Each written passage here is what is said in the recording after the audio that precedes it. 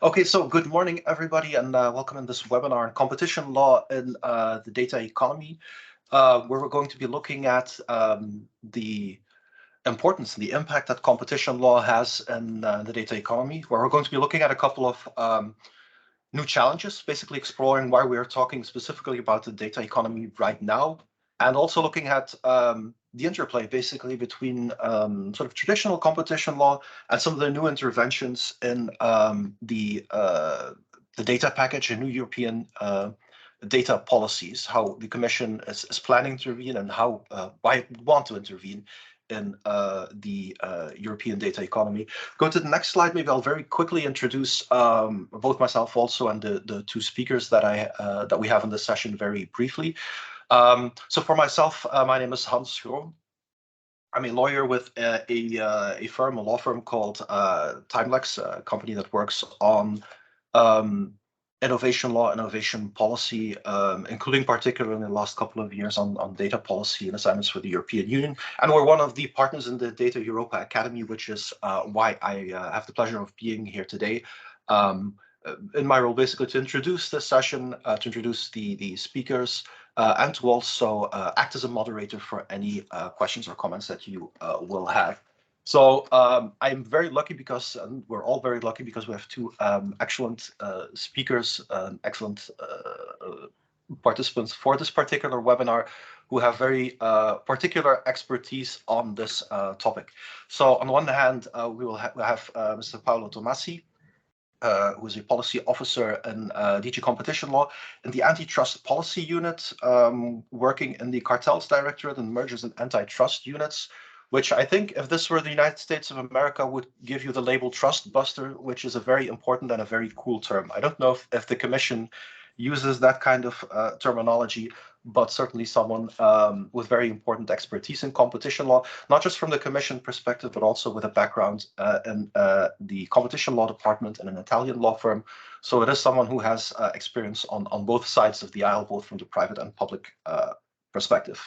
We also have Mr. Malte Beyer-Katzenberger, policy officer with DG Connect, who has been a team leader working on various aspects, various topics of the data package, data policy package, has spent the last couple of years, I think it's fair to say, exploring every possible aspects of the data sharing economy, data competitiveness, what is working, what is not working, and steering through, among many other things, the discussions on the Data Act and the Data Governance Act, which are two of the main topics that we will be examined in the session here today. If you go on to the next slide, I'll first of all present very briefly the rules of the game. They're the same as always for people who have attended previous sessions from the data.europa Academy.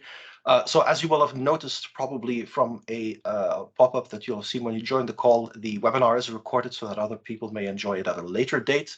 So be aware of that. You are kindly requested to mute yourselves during the webinar. If you happen to forget, we might mute you. That's not because we want to silence you, but just to make sure that everybody has as good an experience as possible. You will be given the opportunity of providing feedback as usual at the end of the session. There's a QR code that you can use, or you can click the link that will be shown directly to provide feedback on the webinar, including on the topics, on the speakers, and potential suggestions for future sessions. Finally, as you will have probably seen in the agenda, and if you will see it in a moment, there is also the opportunity to ask questions. In fact, we very much look forward to that, since that's one of the main things that we want to do with the data.europa Academy at the end of the session. So as you will see, the presentation should take us until about 10 minutes past 11, and then there will be 20 minutes where you can ask your questions. Feel free to ask them at any time. You can put them directly in the chat during the presentations themselves. We will not be breaking during the presentations or after the presentations. We'll be doing the presentations sequentially first, and at the end we will have the Q&A sessions, followed by panel discussions. So if there are any doubts, any questions, any things that you would like to learn or ask from our speakers, that would be an excellent time. We do aim to close more or less on time at 11:30. since we know that people have other very urgent commitments as well. Responding immediately to the practical question, yes, indeed, the session will be recorded and the recordings will be published online afterwards as well. Okay, having said that, I think we can move on with a quick introduction. So I think probably most of the people in this call will already have quite a good familiarity with the topic and why it is important. But it is actually a very current topic, a very hot topic.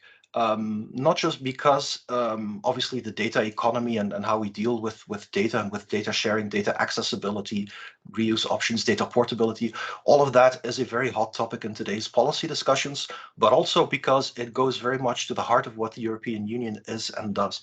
If you go to the next slide, as you all know, the internal market, the single market, the competitiveness of the European market is one of the basic principles, one of the basic pillars of how the European Union functions. We have our freedoms of people, of goods, of services, of capital. The whole element of being able to compete fairly within the internal market is one of the foundational goals of the European Union. And that's affected competition law in general, which is I'd say so critical that it is a part of the Treaty on the Functioning of the European Union. We'll get back to it later on. And it obviously also impacts how we deal with data. Now, the traditional metaphor of data as the new gold, or in the olden times, the new oil, which is a little bit less popular as a metaphor nowadays, sort of underpins that data is critical to make the economy function, to enable innovation, to ensure that services work effectively, provide high quality, and provide effective pricing as well.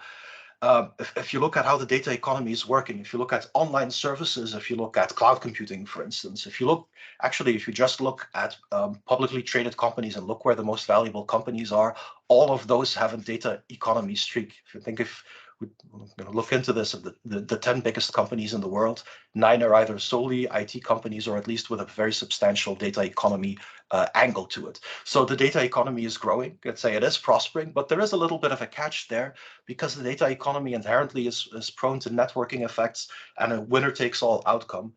Once you are ahead, the tendency is very much to snowball, to grow further, to accumulate more data, and to be able to build more services. And the more data you have, the harder it becomes for your competitors to do anything new without your cooperation, and the more efficient you become. So there is a very strong network effect and a natural tendency for data companies to grow bigger, to grow more powerful, and inherently making competition more challenging. Not impossible, but there are some unique challenges there we'll come back to later on. There is a natural tendency for companies to just build systems where they accumulate more and more data from their customers, allowing them to do more and more with it and generate additional value. So the natural effect, without any intervention, is that there is a tendency in many cases to hoard data, to keep it internal, not to make it available at all to third parties, who might be able to do new innovative things, who might be able to compete with you by providing better services, either making it not available at all or applying very unreasonable terms that allow you to dictate or steer where the market will go to. And as a result of that, innovation suffers. You get less innovation, get less competition. And this isn't just an issue that relates to cloud services, to online services. It's everywhere. This week, and not a fictitious example, I wanted to pick a real life one. This week, I happened to buy a new dishwasher, as we all very occasionally have to do. And obviously, like any new dishwasher is a smart dishwasher. So there's an app now on my phone that allows me to keep track of how the dishwasher works. And to look at how long it will take before the dishes are done, and all of which is very cool and fine. Oddly though, the app also includes the diagnostic services. So if I want to know what's wrong with my dishwasher, it no longer has a convenient display that provides me with usable codes that I can look up in the manual, but actually the status of the dishwashing machine, showing me what might be the problem, is available on my phone. And so is the extensive manual. There's also a very basic paper manual, but if I want all of the details, that's in the app. The app connects to the dishwasher, and the dishwasher connects to the company that sells the dishwasher. I'm not going to say the brand because I don't think it matters. Probably all of the producers go in that direction. But it's a very simple example of how a common household item becomes more and more an IT product, becomes more and more a smart device, a connected device, where the data sharing is critical. Is the diagnostics rule. If something goes wrong with my dishwasher, and that to do proper diagnostics, you need to be able to get access to the data. It means that that data needs to be available to repair people, and to be able to compete and repair services, that data needs to be openly accessible. Also, if I want to connect that, which is supported to a smart household data sharing platform, if I want a smart household where all of my devices talk to each other, for example, to determine whether I have green energy available to power my dishwasher, I need to be able to connect my dishwasher to a smart energy management system. That's an open and competitive ecosystem where the necessary data gets exchanged. That's great. However, if that data is closed, I need to buy an energy management system from the same company that sold me the dishwasher, and you get lock-in effects. And then innovation is hampered because I only get the services that the dishwasher manufacturer wants to provide to me, or I have to pay more for services that somebody else will get more cheaply. So that's a very simple example of how data sharing practices affect the economy, affect competition, affect innovation, and affect pricing. So there's very clearly a public interest here. If you go to the next slide, how is that being affected today? So none of this, the issue of competition and the possibility of having a dominant position and abusing it, none of that is new. We've had competition law pretty much for as long as we've had the European Union. So we've had legal instruments to deal with competition challenges where a company achieves a dominant position and is able to influence the development of the market in an excessively negative way. We have provisions in the Treaty on the Functioning of the European Union that, among other parts, allow the European Union to act when there are agreements or practices, for instance, constrictive data sharing practices, that prevent, restrict, or distort competition in the internal market. We'll talk a little bit more later on how that traditionally works for the data economy. So that's a tool that's been available for a very long time. What we want to talk about in this webinar today, this Academy session, is not just how competition law works and to look at some interesting cases that you see in the application of traditional competition law, but also on what's going to change. If you're participating in this session, probably you're very much aware of the adopted Data Governance Act and also the proposal for the Data Act, both of which aim to strongly influence what kind of data you are allowed to access, allowed to exchange, when as a data holder you are encouraged or required to make data available, and what constraints you can apply to that. The approach isn't that everybody's data is freely available for everybody else, but the objective is very much to create a more competitive environment, to allow data to flow more freely, and to be able to trigger more innovation, more economic growth. So the Data Governance Act and the Data Act take a very different perspective there. We'll get back to that later on. The Data Act looks more and more at the business to business sharing aspect and the fairness of exchanges of data, whereas the Data Governance Act, clue is in the title, looks more at facilitating voluntary information sharing, at that role that trusted intermediaries, regulated intermediaries can play to make sure that data doesn't get shared irresponsibly, because obviously it's easy to wave the flag of data sharing and competitiveness to say, if data flows more freely, then good things will automatically happen. But not only good things will happen. We need to make sure that data sharing happens correctly, fairly, and responsibly, that information security is not harmed, that you don't accidentally expose yourselves to risks. That's, I am reasonably privacy aware, and I'm a bit concerned that my dishwasher is connected to the internet whenever I switch it on. I'm not convinced that that's universally a good thing. So that's an issue that needs to be managed, and especially when you look at sharing your own personal data. We have data protection legislation that affects data sharing possibilities. We want to make sure, obviously, that that's protected and that's respected as well. If you go to the next slide, it's also important to recognize what we're talking about today is only a small part of the puzzle. So we're talking mainly about competition law, the Data Act, and the Data Governance Act, but there's a broad range of other instruments that affect competitiveness and the development of the internet economy and the data economy as well. Obviously, you also need to look at the Digital Markets Act, which look more explicitly at how the market is organized. Today's session is not so much about how the market is organized, but more about how data sharing itself is oriented. So it looks more at the data aspect of things, I would say, rather than at the market and who has the dominant position, who are the gatekeepers, as the Digital Markets Act would approach it.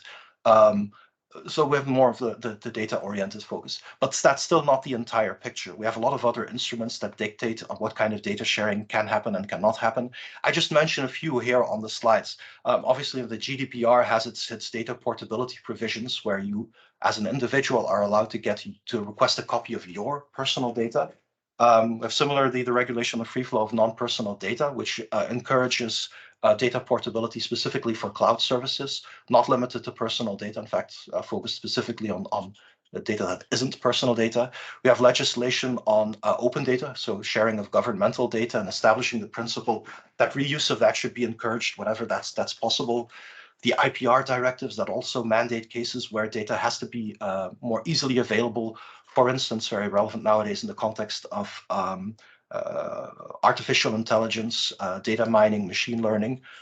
With specific rules on that. We have sector-specific rules, pharmaceutical data, the results of clinical trials that have to be shared in certain cases, REACH regulation for chemicals, and so forth. So there are a bunch of other rules where not the perspective of this session is certainly not that competition law together with the Data Act and Data Governance Act paint the complete picture, but that's a specific topic that we want to focus on right now as a way of basically digging into how the data economy currently works, how competition law currently works, and how we expect that to evolve. We're particularly interested in looking at the interplay, to what extent that the initiatives that the different approaches, traditional competition law versus the data package, will change the market, to which extent they are complementary, to which extent one can be considered the clarification of the other, and especially, of course, how we expect and hope that the market will be influenced. I think that's all that I want and should say in terms of introduction. So if you go to the next slide, I'll be very brief on this. The role of the data package, why we have specific rules in the data economy. We'll hear about that later today, but we'll have some unique challenges, and we'll present it later on as well, in applying the rules from traditional competition law. Questions like, what actually is a relevant market? Like my dishwasher, do I need to consider dishwashers as a unique market? Do I need to consider household devices, connected devices, IoT? Is that a market? How do you assess the geographic activities of a certain market, operators in which geographic markets you have to have a dominant position? And data economy, you inherently can't rely much on physical borders. So there are some unique complexities there. And there are some reasons to believe that in the absence of new interventions like the Data Act and the Data Governance Act, we won't get optimal growth, we won't get an optimal development of the data economy. So I'll wrap it up there. I think I'll pass the floor first to Mr. Paolo Tomasi, who can give us sort of a perspective on what the hot topics are also in the application of traditional competition law. And then we'll have Dr. Malte Meijer-Katzenberger, and they'll walk us through the common developments. Paolo, the floor is yours. Many thanks, Hans, also for the very kind introduction. Yes, as Hans just said, we will try to give a very brief introduction of the legal framework that is applicable to data issues according to EU competition law. We can rapidly pass to the next slide. Many thanks. Here, I think I can be extremely quick here. I'm sure everybody knows Article 101 and Article 102. Already mentioned by Hans as well. The Article 101 is about restrictive agreements. You know that normally they are automatically void, and according to paragraph 3 of the same article, they can be exempted. That is acceptable if there are economic benefits that outweigh the negative effects. There are 4 conditions that I do not list because I'm sure you know very well. On the contrary, Article 102 is about unilateral conducts, so not agreements between undertaking, but unilateral conducts, in particular abuse of dominant position. Here, of course, you have first to prove a dominant position, and then the conduct. We have 4 specific conducts that, of course, that can be interpreted differently according to the case law, but normally unfair conditions, limiting production, discrimination, and supplementary obligations, so obligations not connected to the specific conduct. We adopted the horizontal guidelines where there is a specific chapter on information exchange, and where we try, of course, we consider that as a specific kind of information. So in that chapter, we given an overview of the application of competition law, in particular of Article 101 to information exchange and to data in particular. I suppose you know that currently the horizontal guidelines are under review.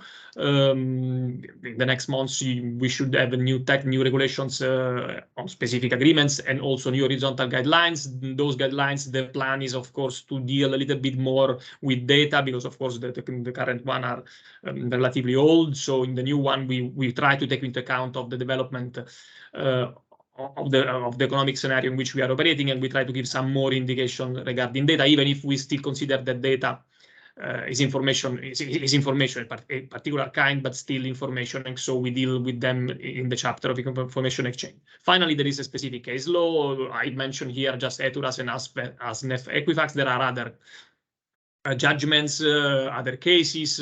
Those two are specifically about data. Of course, the main case law is about information and not specific data, but of course there are elements that can be taken from those as well. Next slide. Many thanks. Yes, but here I think I can be very quick as well because that has been dealt with by Hansen also very well. But you know, there is a specific text that was was published by the Commission. This is Competition Policy for the Digital Era in 2019, the final report, where it is mainly underlined the relevance of data and the increased relevance of data in the last 10 years, I would say even more than 10 years. Although we still consider that the main competition law risks relating to information exchange and to data may not have changed, and we will see later which are the two main aspects that can be worrying according to competition law. But again, the data now nowadays is completely relevant in the economy. These competition reports underline the importance of data and the importance of and the different forms of data sharing and data pooling. And the fact that normally in general, the arrangements regarding data are efficient and socially desirable, but of course there can be anti-competitive aspects that have to be taken into account. And the role of competition law is exactly to try to encourage first type of arrangements, so the positive one, but of course provide legal certainty and clarity on what is to be taken into account as negative. Also, Article 102 is applicable, as we said, of course, because of data of firms that have a lot of data at their disposal. And of course, here the main issue is the refusal to grant access to those data. And so Article 2 is applicable there as well. On the other hand, of course, there's also the contrary aspect, the fact that sometimes competition big companies can be limited in their access to other data in order to prevent the increase of their dominant position. I just mentioned that, of course, access to data can be an issue also in the context of merger control, data as an input or as a good. We will not treat this. It's a complex subject, and I think it would be a little bit too much to discuss that as well. So we will deal with that in other occasions. Many thanks. Next slide, please. Yeah, now the concept of competition law. Here, when discussing the relevance of data for competition law, we have to recognize that there is the diversity of the concept of data. And of course, the significance of data and data access for competition will depend on an analysis and the specificity of a given market and the type of data and the data usage in any given case. Now, I suppose maybe Malte will talk about this, of any specific legal definition of data according to specific acts, to specific rules. But here, for the purpose of competition rule, we can assume generically data as a collection of facts and information that has been translated into a code or a form that software can process. And so that it's a core input factor for several reasons, for production processes, logistic, and so on. So this is the concept, general concept and notion that we consider is data according to competition law. But again, it's just an open definition that tries to encompass all that can be relevant for our purposes. We also know that there are different types of data, raw and organized that need processing, pre-processed data. data that's been manipulated in order to produce meaningful information, and any other type of information, including non-digital information. Then there are other differences, inventory, transactional user data. I mean, this is just to give an example of the fact that data is very generic. Then there are a lot of different type of data, and this is relevant, as we see, exactly in the assessment of the competition issues with data. Similarly, there are different data sharing models. There is an open data where normally the supplier makes available its data to an open range of users. Then there is data sharing, well, data shared bilaterally or multilaterally. And then there is data pooling, that is a specific, again, generic definition, that data pooling that is more or less a kind of data sharing in which there is an element of reciprocity. So two or more parties share their data, and all of them have access to the data on a mutual basis. Again, and of course, all those kind of models and of agreements can present different issues according to competition. If we pass to the next slide. Yes, here, what more or less we already said, and Hans already said, data sharing agreements, of course, can be pro-competitive. We don't want to deny that. Of course, they can enhance data access. They may resolve data bottlenecks in order to contribute to a full realization of the potential inherent in data.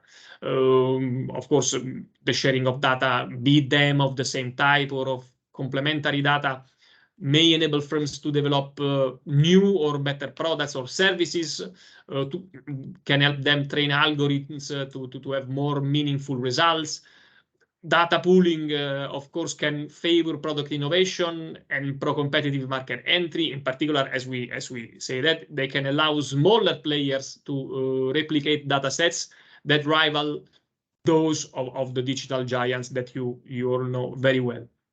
And that's why data sharing, as Hans said, is used everywhere in many sectors in Europe, apart from the dishwashing machine. Of course, that's completely relevant here. We just give 3 examples in the insurance sector, where insurers exchange data on fraud and on condition of consumers to, of course, to improve risk assessment. In the agricultural sector, where there are pools of field machinery and weather data to support precision farming. In the Internet of Things, of course, as we said, well, where applications that collect and pool data is already a reality and will multiply in the coming years.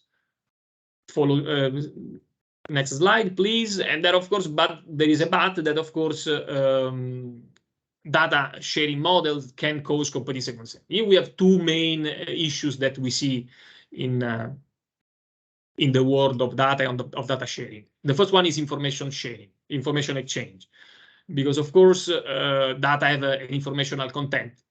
A very powerful informational content, maybe more power than simple information. Of course, it depends on the data, how they are processed, but they are very powerful.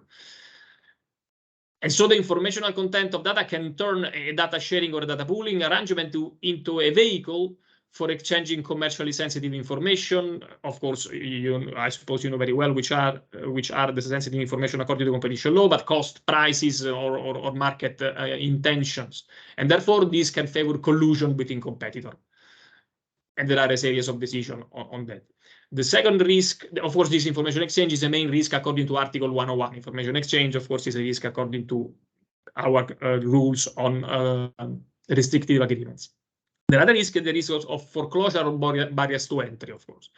Because of the pooling of data could prevent third parties' access to data, and so create specific market entry barriers.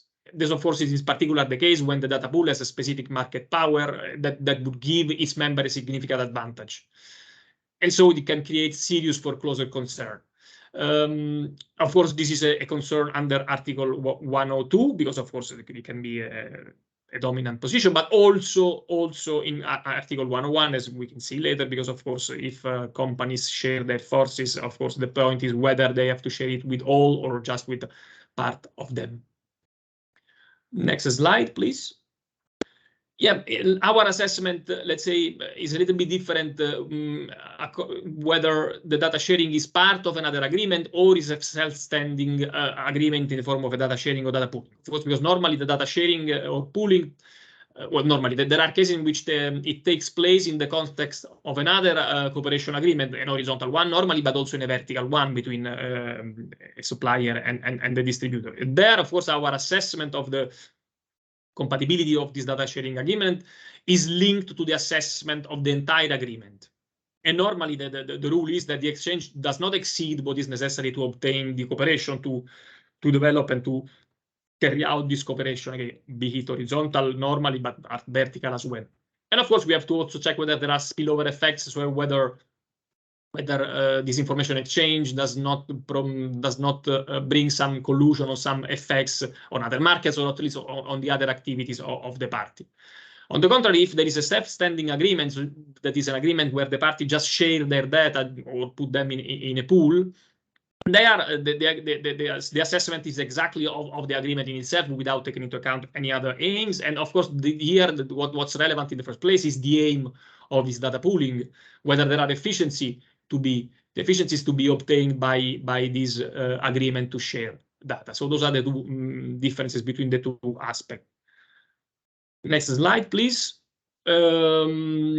Of course, what matters are the type of data. We have already discussed that. There is not a single reply to that, and as which data can be exchanged and which not. It depends, of course, the type of data. Of course, the starting point is that we are much more careful in case of strategic data that are commercially sensitive information.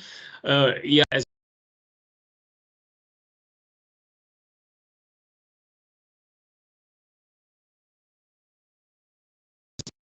I think I was muted. Could you hear me? Can you hear me? Yes. Okay. It's the one. Short interruption, but it's okay now. Okay, many thanks. So I was on the type of data that, of course, there is a certain relevance of the type of data. If they are commercially sensitive, so they are strategic, of course, you have to be more cautious in the exchange of strategic data. If they are historical, current, or future, of course, normally for historical data, there is less risk, but that depends normally on the specific market and on specificity of the exchange. If they are contextual data, so data derived directly from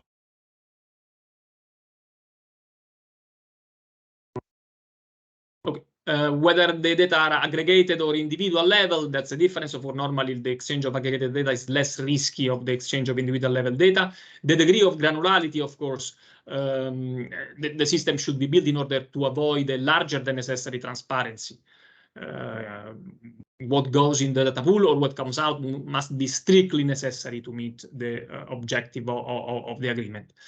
And also, finally, the technical measure put in place to limit and control how data is being used. As you know very well, one of the system is to normally, when there is a data pool with commercially sensitive data, what we prefer is that there is some independent third party, such a trustee, that take into account, that deal with those data and avoid the dissemination of those data. Next slide, please. On access to data, as I said, this is a specific issue, and here on top of the elements already discussed, there are other elements that has to be taken into account. As I said, whether a company's ability to compete depends on its ability to access the pooled data, whether the data is replicable or available from other sources, because in this case, of course, we think that access should not be a problem because the data is replicable by competitors of the participant to this data sharing. The level of concentration of the market and market power. Here, there is the issue that when exchanging data, sometimes it's not easy to understand which is the relevant market or which are the relevant markets. The exchange of data can be relevant in many markets. So the assessment of concentration and market power is not straightforward. But okay, that's an issue we have in some industries. And linked to that, of course, whether there is a duty to give access to others, to newcomers, or whether we have to impose certain conditions at front terms without the complexity of front access. Or on the contrary, whether sometimes we have to exclude access to those data in case smaller competitors pull the data to match, to gain an advantage, or at least to match the advantage of the position of other larger competitors. And there could be the issue whether access should be excluded for specific operators. Next slide. Very quickly, I will try to give an overview of 3 cases that are relevant in our, well, first in case law, ASNEF Equifax, that is a preliminary ruling 2006. There was the case of a register of information between financial institutions to provide solvency and credit information related to the risks undertaken by the organization engaging in lending and credit activities. There the court clarified that the necessary participation of credit institution inevitably entails a certain amount of cooperation between competitors in the form of an indirect exchange of credit information. That is, it is an agreement, be it qualified as an agreement, a decision, or a concerted practice, but let's say Article 101 is applicable. But it also clarified that it is not a restriction by object, because a register does not have, by its very nature, the object of restricting or distorting competition, and so it has to be assessed according to the effects on the market. So no object classification for that specific register. And there the court clarified, as we have already discussed, that the compatibility of such a system cannot be assessed in the abstract, and depends on the economic conditions of the relevant markets and the specific characteristics of the system concerned. For instance, the condition of access, the participation need, the type of information exchange, whether they are public, confidential, aggregated, detailed, historical, or current. Also the periodicity of the information exchange, and it's important for the competitive conditions. And there the court gives us, let's say, some sort of three elements, general elements to be taken into account. That is, one, the relevant market should not be highly concentrated. The system does not permit lenders to be identified, and the condition of access and use by financial institutions are not discriminatory in law or in fact. If those three conditions are fulfilled, in general, this data sharing, this data pooling in that specific situation should not be a problem according to competition law. Next slide. A recent example that is a decision according to Article 9, so a commitment decision in a 101 case, Insurance Ireland, in last June, and there was a system in a trade association for the insurance sector in Ireland. There was a specific information exchange system. This is Insurance Link. There was a data pool where, in general, every member contribute and input all claims relevant for it, and again for risk-related information, and then those information were made available to all the participants to this system. And there the issue the Commission had with the system was that access was conditional on membership to Insurance Ireland, and not all could be member of the system, and the criteria to be member and to have access were not clear, were not transparent, objective, and were discriminatory. So that was the main issue. That of course, our investigation show that the largest market players were user of the system. So that means that it covered a large part of the relevant market. So there was the data were relevant. A large part of the market was covered, and the conditions for access were not clear and sometimes was discriminated. So here the decision was we accepted the commitments presented by the participant to this agreement. And those were basically that the access to data was independent from any membership to the company, and those access criteria had to be fair, objective, transparent, and non-discriminatory, including for companies who were not directly not have their seat in Ireland, but were active in Ireland thanks to the freedom to provide services. There was a specific application procedure with a defined timeline handled by an independent third party was included. Also, the price, as we said, was relevant, so it was included the cost and usage-based fee model. And again, the criteria for becoming a member of Insurance Ireland will be fair, objective, transparent, and non-discriminatory. And on that basis, we were able to accept the commitments presented by the party. Last case, next slide, please, is just to give a flavor also of the application of data-related issues in Article 102 is Amazon Marketplace, a very recent decision because of December. Here, the main issue is the dual role of Amazon that on the one end is a marketplace organizer. So it provides a marketplace where all independent sellers can sell their products directly to consumers, but Amazon also sells products directly as a retailer on the same marketplace, competing with those sellers. In its function as marketplace service provider, Amazon has access to non-public business data of third-party sellers, very relevant data such as the number of ordered and shipped units, the seller's revenue and marketplace. Let's say, thanks to his role, Amazon has had a big advantage in terms of information and data about the activity of retailers who in the end were and are the Amazon competitors in the retail market. Even there, we were able to accept the commitments presented by Amazon. So it was a decision on commitments, mainly.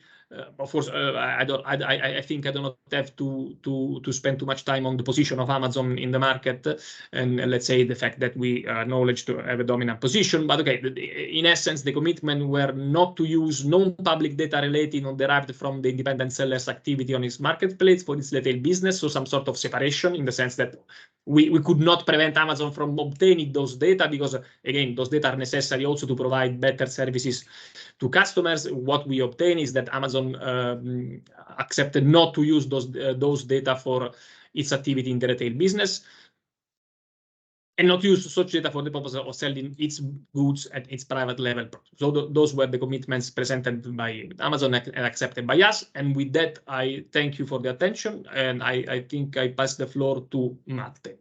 Many thanks again. Thank you very much indeed. Yeah, I'll pass the floor to you indeed, Matte. Please go ahead. No, thank you, Hans. Thank you all, and very impressed by the participation. I mean, I remember the origins of data.europa to you, though, so great to see so many of you and also see quite a range of known faces.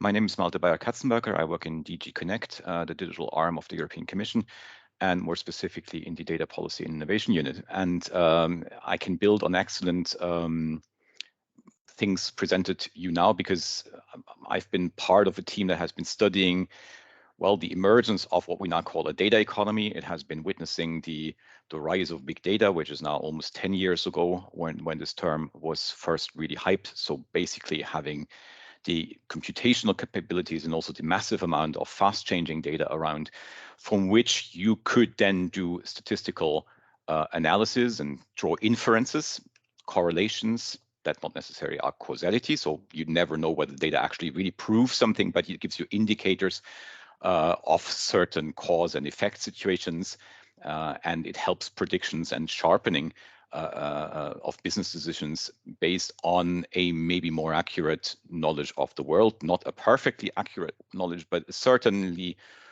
like a focused view on the world. So big data was the hype term, I would say 10 years ago, and then came also the big advances on artificial intelligence. And if you see the ChatGPT developments, you see also that we are probably even at a certain turning point where we have very powerful, generally available tools. And then maybe I comment on this specific situation because it's very interesting on many respects.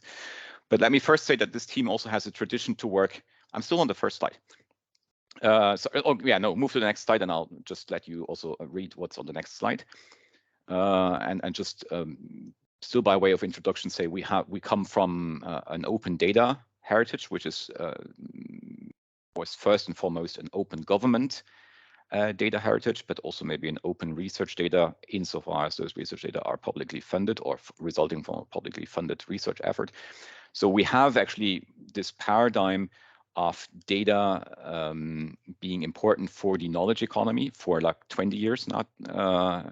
And building on this, we are trying to promote policies that leverage the use of existing data, because we have learned and understood that many data, not all data, but many data are usable for a range of useful and maybe also usable for a range of purposes. So if you want to leverage that data is the new oil or new gold, a paradigm that Hans mentioned at the very outset, you will need to use data that exists because it makes no sense to duplicate the well, it can make sense to duplicate the efforts, but in economic terms, it's maybe also there's a case to save duplication of collection efforts.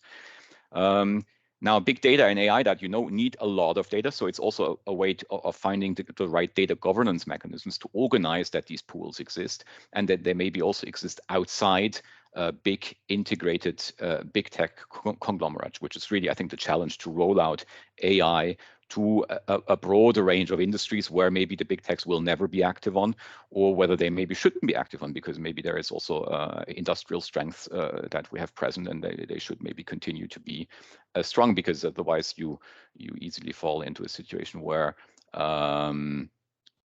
big tech companies will continue to be having an extreme market power across so many things that no Digital Markets Act and no competition instrument can always be up to speed to follow. And so creating or thinking about a data governance in the broad sense of the term for this future economy, with all the differences of data that Paolo mentioned, that they can be very different, is very important.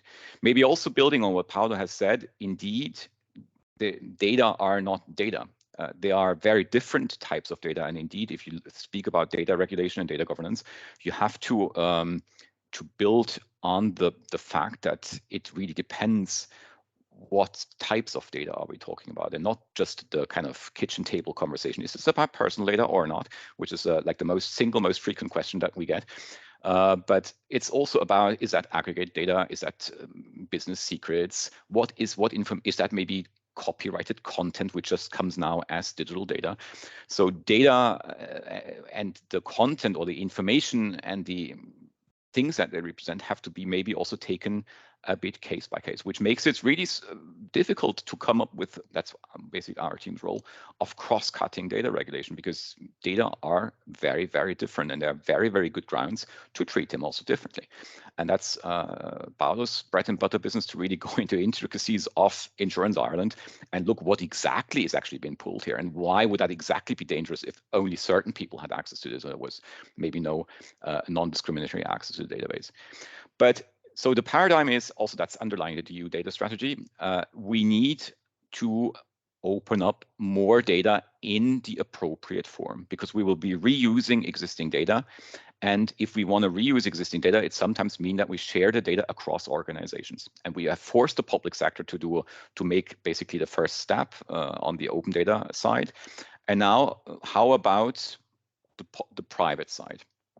And that's the key riddle that colleagues and with me have been working on now for the past 6 years. So the first message is voluntary. It has to be voluntary. We are in a market economy, and the actors have to have an interest to share. There has to be a purpose, and maybe that can be financial incentives, that it can also maybe collaboration incentives that make companies work together and exchange digital data. Next slide, please. And then compulsory sharing really being the exception. For the voluntary sharing, it's been a riddle. So how we organize this and why are companies not sharing? And there's a long list of reasons, which are technical literacy, but also economic incentives. And one little piece that we're trying to solve with our data regulation is to lower the transaction costs, because data sharing agreements have a cost. Establishing data sharing infrastructures have a cost. And at the moment, we're in a phase where we're doing this pretty much ad hoc. For every use case, companies find some sort of arrangement. They draw the contracts, they build a new infrastructure. And with the data spaces that you maybe have heard of as a concept, maybe in connection with Gaia-X, and the Data Governance Act, which I come in my next slide, but not yet, we're aiming to lower those transaction costs. When you want to go for compulsory sharing, that's either DG Comp's like case-by-case kind of commitments approach, or by regulation. You have to come with a very strong economic analysis. And as you know, the European legislator is bound to do profound impact assessments, and that's not always easy. I mean, I'm looking at Hans because he was part of a study that helped us to do the impact assessment of the Data Governance Act and Data Act, and it was really excellent work, but there are methodological and also financial limitations to really observe the world in all the sectors. And that's even more so when you try well, you go across sectors. I mean, you can study, let's say, the lift business, because there's only 4 big players, and you can have certain assessment and talk with these people and ascertain whether certain policy changes would impact them in one form or the other. But there is really a broad offering of products on the market, which we'll come to in the Data Act, pose common problems where there's a bit of a difficulty. But it also means that the legislator is probably going to be slow, because he's bound to really advance prudently, because we have to really avoid that there is inadverse and unintended effects. And that's why sometimes maybe also legislator is accused of being slow, and that's why we have the general competition law as basically the back. Not that saying that it's always also very fast. I mean, that's pretty much a discussion over the past years, but it's basically there to solve it case by case. When we look now at the Data Governance Act and the Data Act, we'll actually have to ask ourselves whether I'm in the right seminar, because the message will probably be that I'm not so sure that the Data Act is actually competition law. And let me come back on this when we see the next slide. After having seen the next slide, because first I will talk about the Data Governance Act to give you a little indication on this 2-step approach. On the Data Act, we had 2 pieces of legislation. Data Governance Act is basically about voluntary sharing. It's about intermediary structure that facilitate and professionalize data sharing. And then the Data Act being on substantive obligations on certain players to share certain data under certain conditions. So two-prong approach, also to just level it out on the legislative process. And I've been negotiating the Data Governance Act and now in the Data Act. With the Data Governance Act, we're really trying to strengthen, especially in Chapter 3 and 4, the situations where the holders of data have an interest to share, either for a commercial purpose, that's Chapter 3, or even for an altruistic purpose, philanthropic purpose, that's Chapter 4, data altruism. But with Chapter 3, we're basically saying we will need, if we want to avoid this repetition of ad hoc establishment of data sharing agreements, of data sharing technical processes, we may, that's a bet on the future, we may need a new professional player in this game. And that's what we call the data intermediary. And I'm listing you here like a kind of, like some of the kind of, most important kind of categories of what I consider what we would call a data sharing intermediary. We define it as an entity that is really establishing a direct commercial relationship between someone who wants to make available data and someone who wants to receive data. So big important notion, the data brokers that you may have heard to are normally, in our analysis, not actually bringing this direct link, but rather are acquiring data on one side of a market, transforming this into an information product, and then selling it to another side. Ad tech is perfect. I mean, it sucks up data about your browsing behavior. It puts you into categories. It transforms this data and say, people with this category, and then you fall in this and you see the advertisements on when you browse the website. Not that I'm a specific expert how this functions. I've tried to understand. It's very, very complex also at the technical level. But there is disintermediation. There's the 2 sides. I mean, you as a web browser and the advertiser are never in a direct relationship, because that's what the broker does, right? Here, we are looking at players who want to give you the power to self-monetize your data. And that can indeed be as a consumer. And there are some applications on the market. It's under the term data pools or data unions. You find players on the market who say, well, we'll give you a tool for you to pull some data towards a wallet, and then find people who want to access your wallet and do some analytics and pay you for this. You like it or not, your choice. Market doesn't force you. But it's most importantly, I think, important for companies, and that's again when we back to Gaia X and the data spaces, that within these data spaces, you want to put certain data out for use by others. Maybe not always because you want to have a financial reward, but rather because you see benefits in the collaboration, and maybe there's even something coming back from the other side in terms of more refined data, or you have a business collaboration which brings you services to your product. There can be many reasons why you want to engage in this, and there will be a commercial incentive for you. And that's what really Gaia X is all about, to identify these use cases in building like a soft infrastructure, and maybe even also an IT infrastructure that makes this work. The data trusts is really an interesting thing, and Paolo spoke about data pools. It's really about the question if pooling of data among different operators is interesting, who should actually run these pools and on behalf of whom? And the trust law notion to say I'll run the pool on your behalf, on everyone participating's behalf, is an interesting one, very much like the data cooperatives, which is another form of collective governance in an economic setting of certain data. So these are novel notions where we say we have maybe notions that could make the establishment of big data pools possible outside a conglomerate firm, let's say Meta, Amazon Web Services, Microsoft, or Alphabet, where the industry, if it finds the correct legal form and the correct governance among themselves, can actually also bring data pools about. It's a bit of a first mover problem, and also a collective what's it called? There's a specific economic term for bringing collective together, which is not always easy. Someone has to make the first move and just bring the collective, organize the collective. And that's where cooperatives are traditionally struggling. Next slide, please.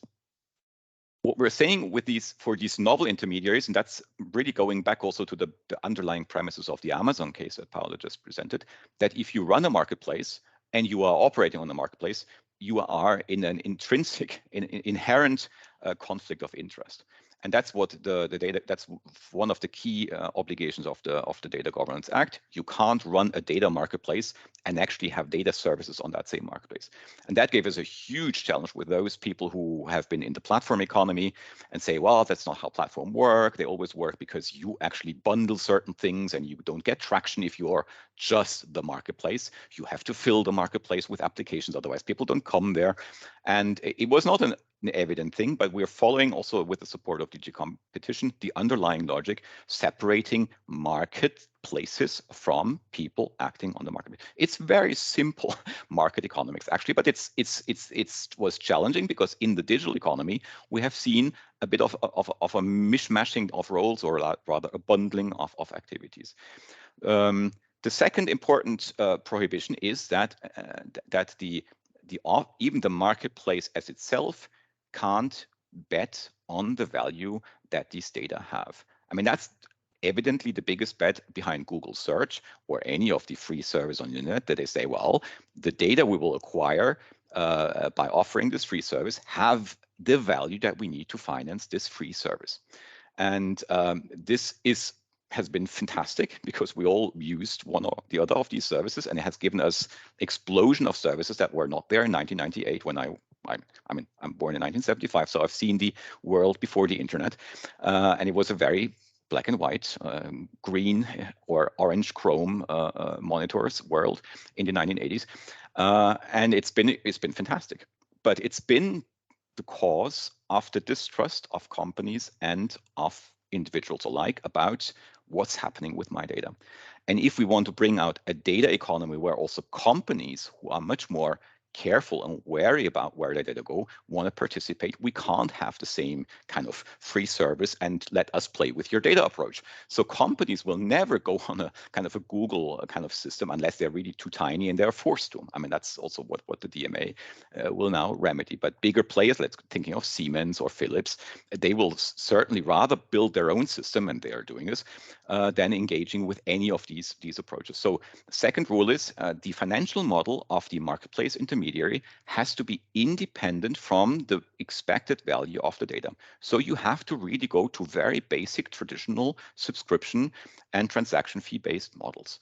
It's a turn back, if you want, of what we have seen in the digital economy for 25 years now, where kind of this other model was very attractive and brought market capitalizations of fairy tale value and even profit margins that were quite substantial.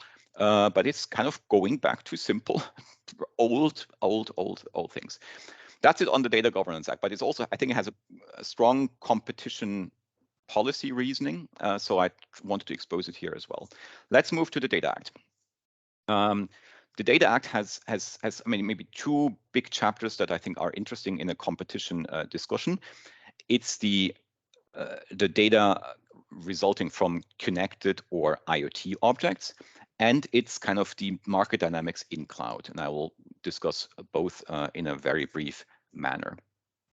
And I focus on the data from the IoT objects, because this is chapter 2 of the Data Act, together with the conditions in chapter 3, which will bring us back to Frant, which is really in the perspective: can we find a category of data which is not super focused on a specific product, let's say cars or elevators or agricultural machinery, but where we really have, we could actually find a mechanism, if you want to open up certain data for more use, in a way that this category can be claimed it solves a cross-cutting problem, and that we do it in a manner that, well, respects all the underlying consideration of competition law. But yes, begging the question, are we actually doing competition law here? And let's maybe start. So this is a study we have done since I think 2016, where we have looked at what we call machine-generated data, and we had questions of, should there be ownership for machine data? Should maybe the machine owner always be the owner of the data? And you maybe already see that we're kind of starting maybe also from a civil law kind of inspiration. So physical products, exclusive ownership in all civil law jurisdictions were necessary just to protect you buying this and not someone else coming and just taking it away. And the question was whether with the Data Act and whether we could actually stretch that ownership logic and say, you should also have the digital fruits of this object. It's a bit like when you go to an orchard and you have an apple tree, and there are civil law rules and all these things where the apples fall and who owns these apples. Now, with digital data, it's a bit more complicated than apples, especially because you can multiply the apples. Which is again, and you have an interest in actually allowing more use, because economic theory tells us that data is valuable when it's used, and the value may actually depend on the use. And that's in economic terms, it's called an experience good. Data have very rarely intrinsic value. They have value because someone generates value in the consumption of the data. And the consumption may be really different. Certain information may be really valuable for someone and really useless for someone else. So very obvious that you can, and as we were saying, as you can copy the data, you can actually trigger value generation with many parties at the same time. You can have the cake and eat it. I mean, that's basically what's the specific new thing about data, that it's basically copied at zero cost. And that makes it so interesting to say we have to multiply the usability of, and hopefully finding enough non-conflicting uses, so there's actually not even a dispute, because many people can just consume it and they will never interfere, because they're just doing completely different things with the data. So data ownership was never an option. What the option is now, that the machine owner or rentor gets a right to a copy of the data. Whereas the manufacturer may also retain a copy of the data, and maybe give even copies of the data to other parties that he's working with to improve the product and for all sorts of reasons. So there can be different copies of these machine learning data, and there can be different people that we actually either implicitly accept to retain a usage right. In bracket, it's actually a contractual right, but that's maybe a detail. But where we say now by law, you always have to give a user a copy. And this is inspired by Article 20 of the GDPR that Hans already mentioned, where the data subject also has a right to get a copy of its data and give it to anyone it wants to, for any purpose. This is rooted in switching.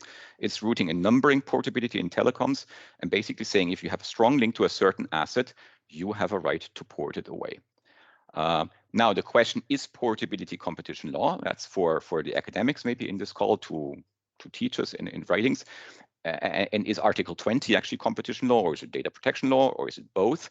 That's then ultimately, from a legislative perspective, interesting to learn, but not the way necessarily we are told to work. We are told to solve certain problems. And the problem here is, if a car maker basically designs my car in a way that I can't directly access the data from the car, but he controls the access to this, he is in non-technical and certainly non-DMA terms, a gatekeeper, because he controls the access. And now, under which conditions can I actually get, as a user or as any third party, get access to these data? This is the problem that the Data Act Chapter 2 wants to solve.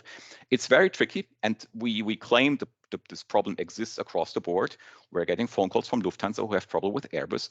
We're getting it from farmers who have trouble with John Deere, and we certainly get it from the users of cars and household appliances. And there's a lot of headwind in all these industries, because they all think they have a good reason why they have to control this access and why they should be the one to decide who gets access. But structurally, we have, I think, identified a situation where across a super large range of products, there is a gatekeeper issue in the non-DMA terms. Now, I said this is a portability right, and that's really important because I distinguish between access rights and portability rights. And portability, as I just said, is when you have a link to the asset that you are wanting to port, the digital asset, being your phone number or being your data. An access right, which we also have in legislation, and we had it for repair and maintenance purposes for cars and tractors for a number of years. And there the legislator takes a choice to award a right to certain operators to say, you can go to the car manufacturer and ask for service codes to be openly accessible for any repair garage. That's established law since 2007. But the legislator takes that decision and says, I have found that these operators merit an access right, and I can do the economic analysis and show the added value in a cost-benefit analysis that it would be really beneficial overall for welfare if all the free garages of this world could compete with the brand-affiliated garages. And then I can propose legislation, which is in place since 2017. With our law, with our approach of portability, you actually don't need that.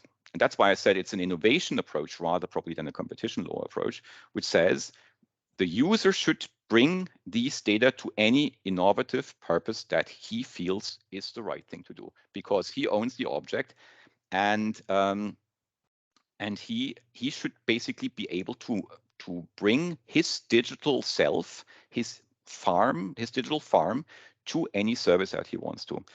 And he should not be bound by any market analysis. Is this service like really useful, or is it offered by the manufacturer of the device? And what would the implications for Bayer Monsanto if they can no longer be the only one offering the services?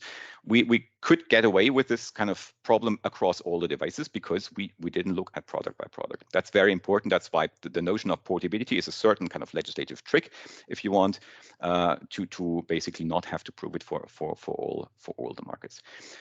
Voila, I'm looking, maybe I have a final slide on this subject, otherwise I close on chapter 2 and just maybe bring quickly a quick, and then it's my last slide as well, on chapter 6 of the Data Act. Chapter 6 wants to fluidify the market for cloud services at the entire stack, infrastructure as a service, platform as a service, and software as a service, but probably focusing on infrastructure as a service as the more consolidated market, where we have 3 players who have, but Pierre is in the call, may correct me, 75% of the global market share, or the market share in Europe, which is Amazon Web Services, Microsoft, and Google. Google being the smallest one here, actually.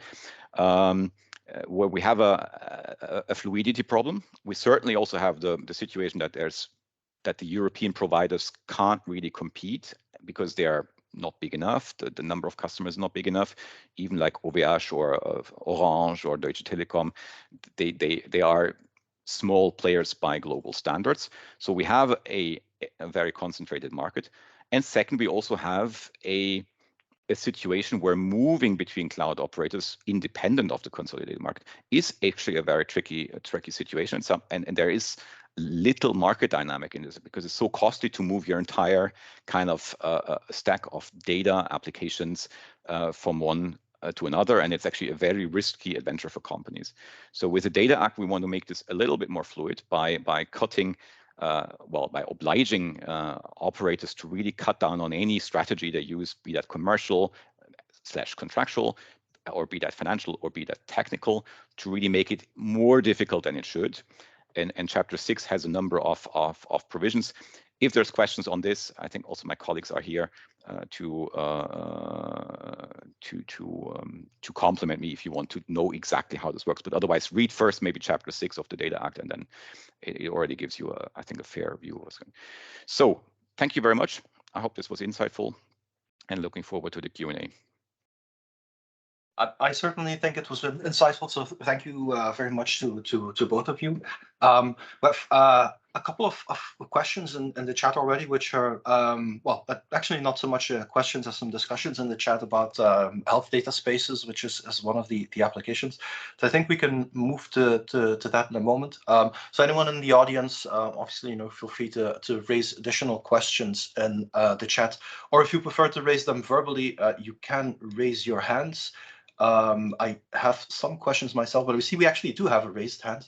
So I will give the floor first to one of our participants, Luke Bins, if you want. I think you can unmute and raise your question directly if you like.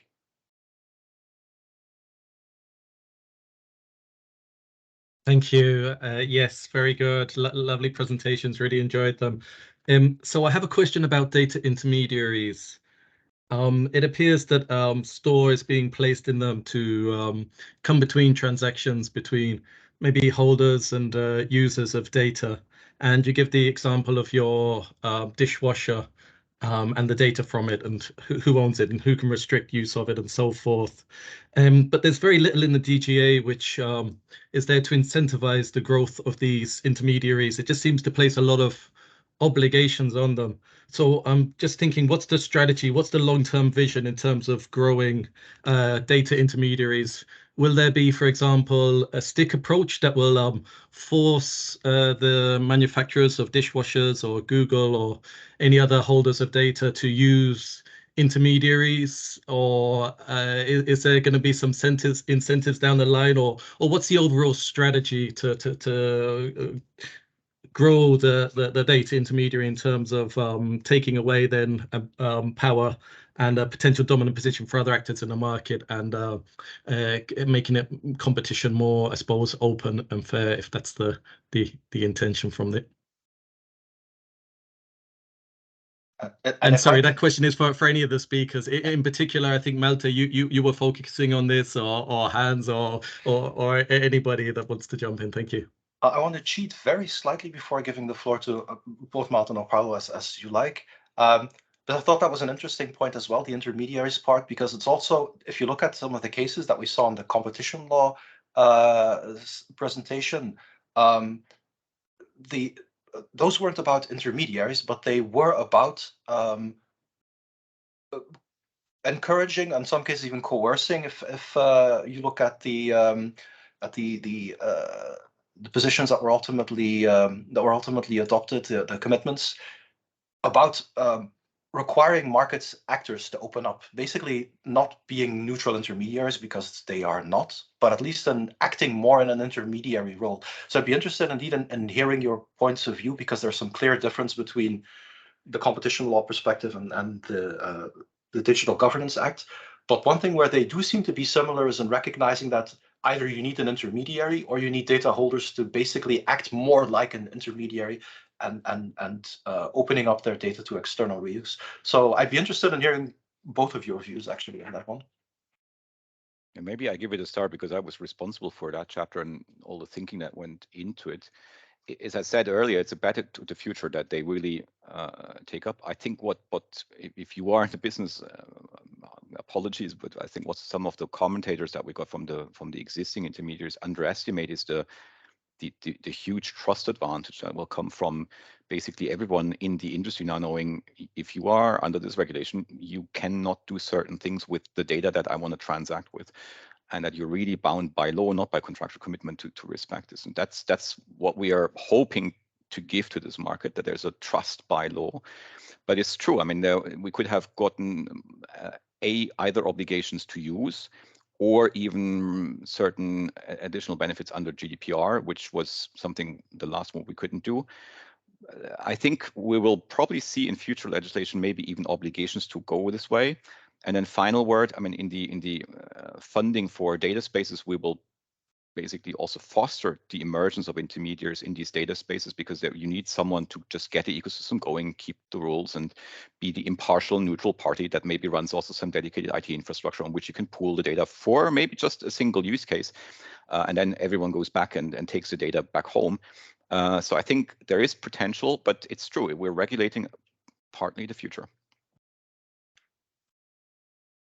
Yeah, many thanks, Malte. Let's say I think that was more for you than for me, but what I can say that, of course, the issue that we had, as in particular in the last case we mentioned, is the question of the conflict of interest, and I think the emergence of those intermediaries try to solve this issue.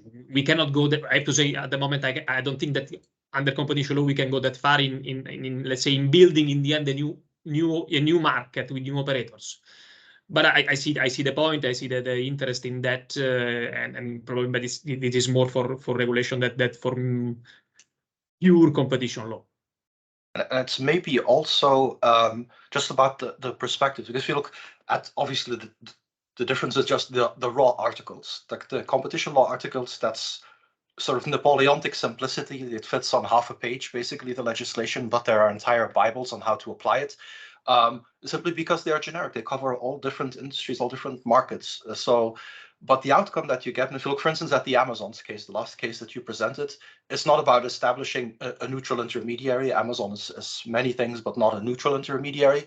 But it is about saying, well, you have to act as a market player on these particular topics in a more neutral manner, for instance, by not using the internal data that you have as a platform operator to gain a competitive advantage in the marketplace. So no intermediary is established, but there is sort of a nudge there to say, you more or less, you almost have to Chinese wall that segment of your business in order to be able to act in a more market effective manner.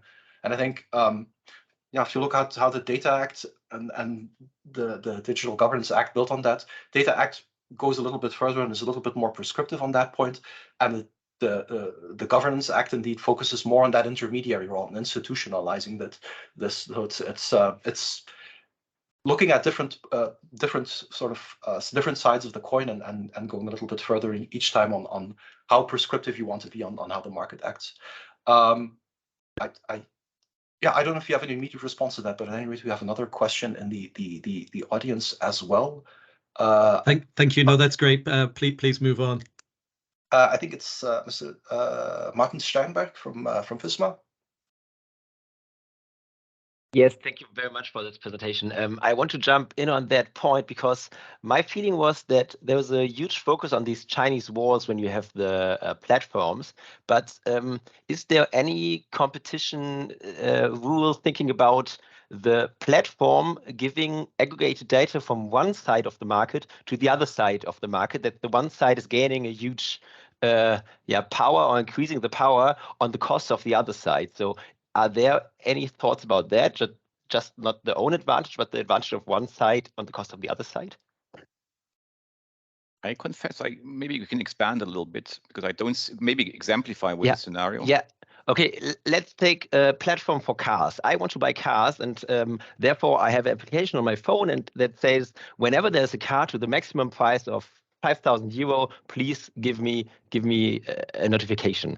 And then the platform is giving this information to the other side that so many people are willing to buy a car in this category for the maximum price, so their reservation price.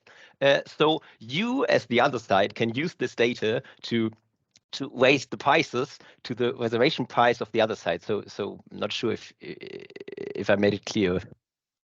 I can say very briefly, this is not covered by Chapter 3 of Data Act. This is what I would call a data broker because it doesn't directly put you as the intentional buyer in a direct link with the seller of your car. You are more an Auto Scout 24, where there is then is a marketplace where you advertise and it brings you in touch with potential buyers. This is a disintermediation of the situation because there's an aggregation and also kind of intelligence or like let's say a service offered to both sides of the market based on a transformation of the data. This is not captured by the data intermediaries of the DGA. Whether then it should have been, I don't know. I mean, we tried not to regulate the ad tech market for sure, and also the other data brokers on more like also financial data streams like Reuters and Thomson Reuters and Clearstream and the others. So that's really out of scope. So it's for those where really it's self-monetization of the data. Can I maybe take the chances to kill also a few other questions that are on the chat? Yes, so please. There's many coming. Health data space regulation, I've seen it also. It has basically a kind of fluidity based on portability in Chapter 2, where I can take as a patient my personal health data to any healthcare provider I want. That's a right I will get strengthened under Chapter 2 of the EHDS. And then there is a reuse right in Chapter 4, which basically says, well, for certain data, including where held by a hospital, for example, there will be a permissioning process in each member state through a public health data permit authority, which will validate whether a researcher should have access to certain of the data, and then depending on granularity levels, and certainly working with what we call secure processing environments. So actually making the researcher come to the data with his algorithm and not just now sending the data to the world at large or individual researchers out there. So this is experimented, or is actually the law in Finland, and it's also the French Health Data Hub. If you want to know more what inspired Chapter 4 of the EHDS, go to findata.fi or go to the healthdata.hub.fr, and you'll find a bit, see how the mechanism works. On the trade secrets question, this is something that is really very much with us on the Data Act. If you are familiar with the trade secrets definition, you will know that a company can declare anything it feels a trade secret. So it's not an objective definition. It's rather a defensive tool that is given to companies to say, if you keep something secret and it has value because it's secret, you are protected against certain kind of behaviors, and the Trade Secrets Protection Directives lists prohibited behaviors and also lists permissible behaviors of coming to understand this trade secret, which is no, for example, if you buy an object and just observe how it functions, it's something that is well, then a way of lawfully acquiring a trade secret. And it gives us a bundle of defensive rights. So trade secrets are certainly not IP in the strict sense of the term, because it's not an independent legal kind of, it doesn't create a legal kind of right that is sellable or licensable rather as a copyright would be, or a right to use license a patent, for example.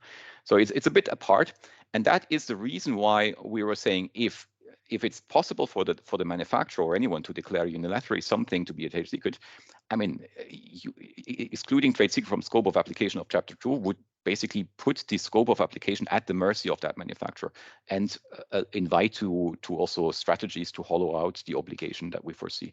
So for that reason, trade secrets cannot trump that access right. That being said, it's also still, I think, very debatable whether from user-generated data you can really infer construction and design secrets. Manufacturers claim this very strongly, but I think they still are also coming. Well, we will still challenge them to say, can you really demonstrate how that would be actually possible? And the other side certainly, so the other side, that the interested side of having these data, is certainly contesting that it would be so easy as the manufacturers claim. Yeah, sorry, I killed two questions in one go, but these are important points as well. Absolutely, they are very important points, because I think one of the challenges will be, and that's also another comment that was made in the chat that maybe both of you can comment on. I think it's fair to say, the data initiatives, like things like the Data Governance Act, do not focus on competition law solely. You see that also, obviously most visibly in the altruism part. There's a public policy benefits to data sharing that do not relate strictly to competition law, to abusing dominant market positions, but also on some of these topics, clearly there is an overlap between issues that can be tackled both under the Data Governance Act, under the Data Act, and under traditional competition law. So you always have the problem there of people form shopping a little bit and taking a stab at one specific problem in a market through multiple angles. And a question here is a very relevant one that was raised in the chat, and I don't know if both of you can comment on that. Whether there is a plan or an approach or some discussions on how that would be coordinated internally, because obviously you for policy consistency reasons, we do want to make sure that these issues are looked at and approached in more or less the same way. Maybe invite both of you to comment on that, on what's already going on, or how you would perhaps see this evolving in the future. I can start very quickly, just with an example. I already know Malta exactly because we have met in internal meetings to discuss common problems. So let's say we try to cooperate, and of course we have different instruments, but there are systems internally to the Commission to try to ensure that we are coherent in our action. Then of course, again, those are different tools. There are problems of also, as you know, recent case law saying that to a single conduct we normally should not apply to different instruments. So there are issues we try to coordinate internally. And of course, then at the highest level, of course, there is coordination as well. I cannot say more than that. It's also maybe, I mean, the call from the Executive Vice President, Madame Vestager, who's not only the Competition Commissioner, but also overseeing the digital kind of cluster. I think she also put a strong emphasis on this kind of user empowerment as a maybe, I wouldn't say a third way, that always is a bad connotation, but as a specific way of fluidifying certain markets between general competition law enforcement, and by the legislator having defined certain access right to justify why now the independent repair garages should have this data access and not someone else.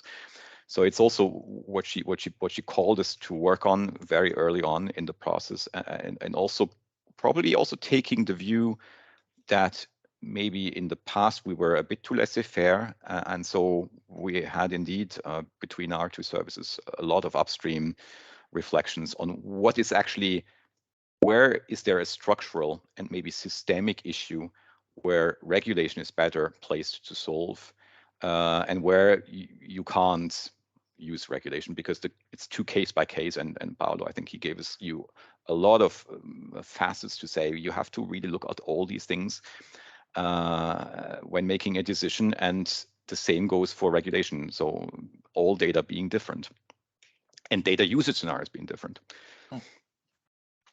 I think that's a very good perspective on it. As you see, also looking at the time, unfortunately, we don't have too much time anymore to discuss that a little bit further. But I think you see that the awareness of the need to make data more openly available, the fluidity, as you put it, I think is permeating all policy fields and all policy areas, also all DGs within the competition. There's more and more awareness of that. And so I do have very strongly the sense that coordination improves a lot. I think there were maybe some more questions, but I think we ran out of time more or less.